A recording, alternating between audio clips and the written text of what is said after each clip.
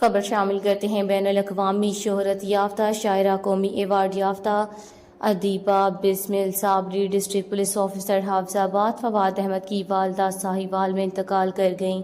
پاکستان کی ممتاز بین الاقوامی شہرت یافتہ شاعرہ، ادیبہ، معلمہ اور اردو ادب کا درخشان نام بسمل صابری کئی دہائیوں تک اردو ادب کے لیے بے مثال خدمات دیتی رہی ہیں۔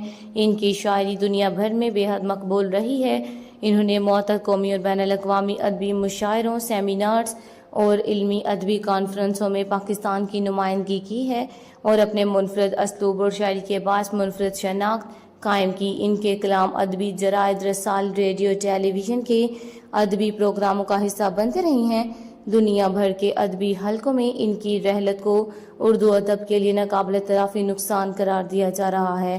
بسمل صابری نے اپنی منفرد شاعری، بالخصوص غزل، نعت اور نثری ادب کے ذریعے پاک و ہند میں نمایاں مقام حاصل کیا۔ ادب کی دنیا میں سخن جادوگر اور غزل رانی کے لقب سے یاد کیا تھا۔ ان کے شعری مجموعے پانی کا گھر، یادوں کی بارش، روشنیوں کے رنگ اور رس کے پھوار جب کے نثری مجموعہ میں بیاس نظر اردو ادب کا قیمتی سرمایہ شمار کیا جاتا ہے۔ شعبہ تدریس سے منسلک رہتے ہوئے نئی نسل کی علمی ادبی تربیت میں اہم کردار ادا کیا ہے۔ ان کی ادبی خدمات کے اعزاز میں Punjab council of the arts Lahore کی جانب سے مجید امجد ادبی ایوارڈ سمیت دیگر اعزازات سے نوازا گیا۔ ان کی شاعری روحانیت، دوستی، معاشرتی اقدار، محبت اور انسانی دوستی کی ترجمانی کرتی رہی ہے۔ ان کی ادبی خدمات ہمیشہ اردو ادب کا قیمتی سرمایہ رہیں گی۔